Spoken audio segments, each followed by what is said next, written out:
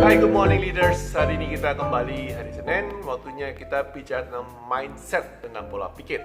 1, 2, 3 kali saya ditanyain tentang ini dan akhirnya saya putuskan untuk mengangkat ini di vlog. Yaitu pertanyaan tentang, coach, saya seharusnya di bisnis ini memenuhi passion saya, ikutin kata hati passion saya, atau saya sekedar riset di market apa yang dibutuhkan dan kemudian saya bisnis itu.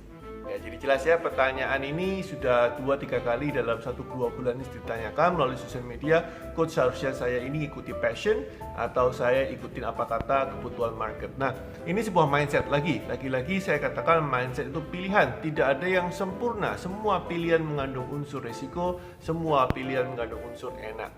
Ada enaknya, ada risikonya. Anda mesti ambil satu paket, tidak bisa pilih-pilih sesuai apa yang Anda artinya pecah-pecah ya, ambil enaknya doang nggak bisa. Oke, passion ini apa? Nah, untuk vlog ini saya riset sedikit tentang passion dan saya suka dengan kata-kata dari Ben Horowitz. Ben Horowitz ini adalah salah satu penulis bisnis yang author bisnis, ya, seorang influencer juga yang saya suka. Nah, ini saya tulis bukunya ya, ini bukunya, tapi bukunya tentang bisnis yaitu The Hard Thing About Hard Things. Ini adalah buku yang keren banget, Anda bisa baca dan saya sarankan Anda kalau mengerti bahasa Inggris, bisa mengerti bahasa Inggris, tolong baca buku aslinya. Setahu saya nggak ada bahasa Indonesianya karena ini benar-benar keren banget. Oke, tapi anyway, kembali ke topik.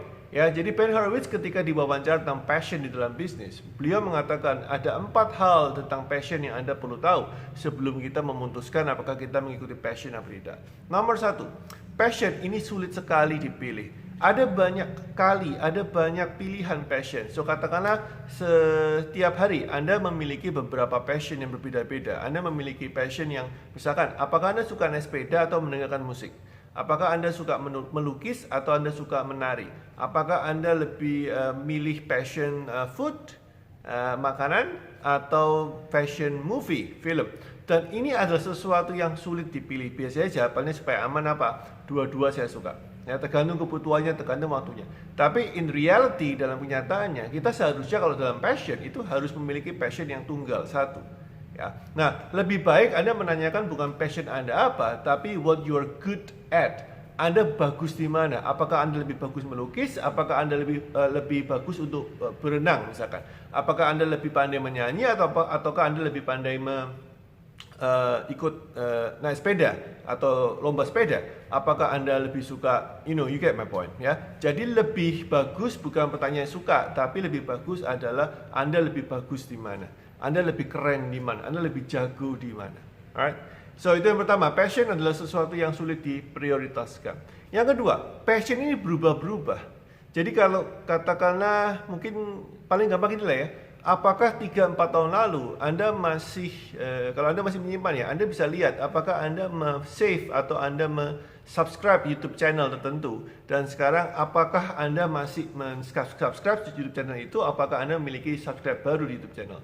Apakah Anda save Facebook page di 5 tahun yang lalu sama dengan Anda save Facebook page di genre yang sama di tahun 2020 ini.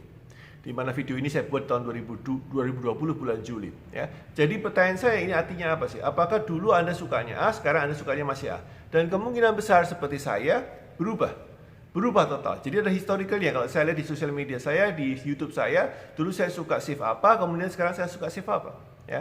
Dan ini tergantung kebutuhan. Passion Anda berubah lagi. Dan ini tidak bisa stabil. Anda perlu paham bahwa passion ini berubah-berubah. Itu yang kedua, passion itu berubah-berubah. Yang ketiga, passion tidak berarti Anda jagoan. Ini yang paling saya sering lihat ketika di Indonesian Idol, dan menurut Ben Horowitz juga kebetulan sealiran.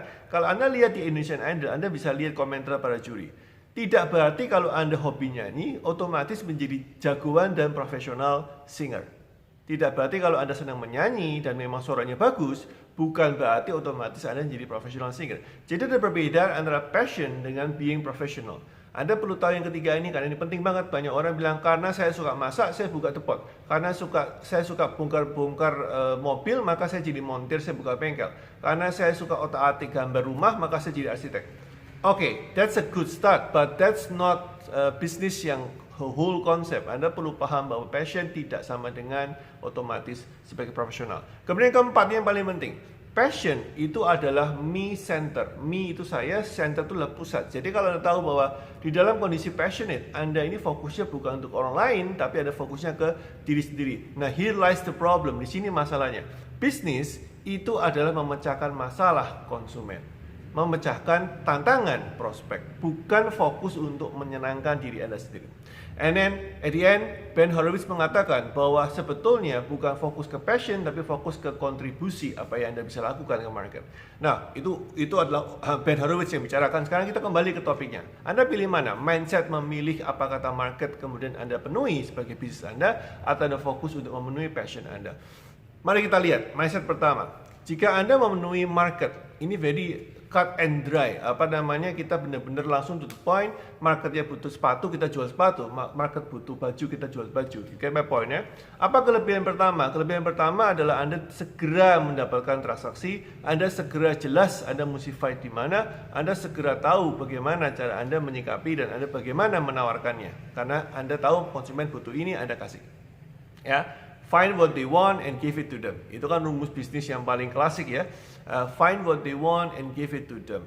Again and again and again and again. Jadi Anda langsung tahu, nomor satu. Yang kedua, of course, kalau Anda tepat di market yang pas, ingat analisa 4P, 7P, dan seterusnya. Price, production, promotion, dan segala macam, maka Anda akan segera mendapatkan profit. Nggak pakai lama, GPL, nggak pakai lama, Anda langsung mendapatkan hasil. Ya, itu dua keuntungan pertama. Kekurangannya apa? Yang pertama adalah apa? Biasanya kalau Anda penuhi permintaan pasar itu sudah jenuh. Atau artinya gini loh, kalau Anda bisa menemukan pasar mau apa, demikian juga kompetitor Anda akan dengan mudah mengetahui apa yang diinginkan oleh pasar. Sehingga Anda langsung head to head dengan kompetitor dan Anda langsung fight. Ya, tadi kemarin pagi saya barusan chatting dengan salah satu member di IG saya yang diskusi tentang coach di shop saya, di online shop saya punya problem di price dan seterusnya, ada price war. Jadi problem pertama adalah Anda langsung fight head to head dengan kompetitor karena semua orang juga bisa mencium bahwa pasar butuh apa dan diberikan. Oke, itu yang pertama, kelemahan pertama. Yang kedua adalah apa? Anda dengan cepat Anda mudah sekali jatuh ke jebakan monoton. Jadi tidak ada lagi yang namanya advancement atau evaluasi atau pengembangan perusahaan atau produk atau jasa layanan karena Anda fokus ke konsumen maunya apa. The problem dengan menanyakan konsumen maunya apa, kadang-kadang konsumen tidak ngomong maunya apa, kadang-kadang konsumen tidak memberitahu maunya apa, sehingga Anda perlu mencari tahu, dan ini sulit sekali.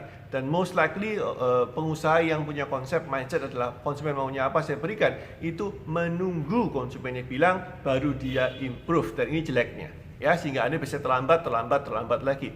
Bisnis Anda ketinggalan terus. Oke, sekarang kita lihat. Kalau Anda ke mindset passion, apa bagusnya? First, Anda menikmati. At least di awal-awal, dan saya nggak bilang itu selamanya. At least di awal-awal Anda menikmati passion itu, pekerjaan itu, bisnis itu, dan Anda bisa enjoy itu. Itu kekuatan pertama. Yang kedua adalah apa? Anda menjadi kreatif karena Anda berusaha untuk karena Anda happy di tempat yang Anda lakukan, Anda passionate di situ, maka Anda berusaha lebih baik. Jadi Anda punya kayak inner drive, ada gerak, ada dorongan dari dalam yang kuat sekali untuk memperbaiki day in and day out. Itu dua hal yang pertama, Anda enjoy dan Anda kreatif, which is good in the market. Sometimes marketnya appreciative. Nah, kita masuk ke yang kelemahannya. Apa kelemahannya kalau Anda passionate? Well, seperti Ben Horowitz bilang ya, passion ini kadang-kadang Anda bisa bosen. Dan problemnya adalah kalau Anda bosen, so gimana? Nah, problemnya lagi adalah kalau Anda bosen dan Anda belum dapat duitnya. Karena kadang-kadang kalau passion ini Anda ikuti, kadang-kadang marketnya belum siap. Kadang-kadang Anda perlu edukasi marketnya. Kadang-kadang Anda perlu pindah ke kota lain, negara lain, wilayah lain untuk memasarkan produk Anda. The problem adalah kalau Anda bosen duluan sebelum dapat duitnya, that's it, selesai. Bisnis Anda tutup. Ya, itu kelemahan pertama. Kelemahan yang kedua, again seperti Ben Horowitz bilang, tidak mesti Anda itu passionate, Anda paling bagus.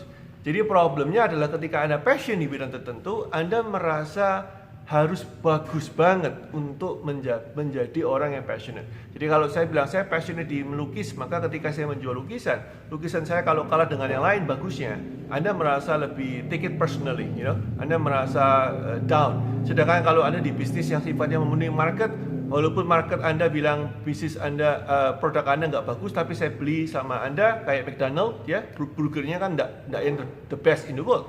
dia tidak peduli karena fokusnya bukan menjadi pembuat burger terbaik. Fokusnya adalah menjadi orang yang menyuplai burger dengan konsisten, pas sesuai dengan standar konsumen, tidak lebih tidak kurang. Nah, jadi kelemahan kedua dari passion adalah Anda mudah sekali untuk terpancing emosi Anda sehingga Anda berusaha untuk lebih baik, which is good. Tapi begitu ada yang lebih baik daripada Anda langsung down dan merasa tidak menjadi the best in the world. Okay, that's it guys. It's time for you to choose. Apakah Anda memilih passion atau Anda memilih apa kata market dan penuhi. Tips dari saya adalah, tipsnya saya kasih di caption ya. Anda baca caption di bawah. Saya akan tuliskan tips saya bagaimana supaya Anda juga baca caption saya, nggak cuma lihat videonya. Semoga bermanfaat. Share juga video ini kalau Anda merasa this is good, supaya teman-teman lain juga bisa terbantu dan tercerahkan pola pikirnya. I'll see you tomorrow. Bye-bye.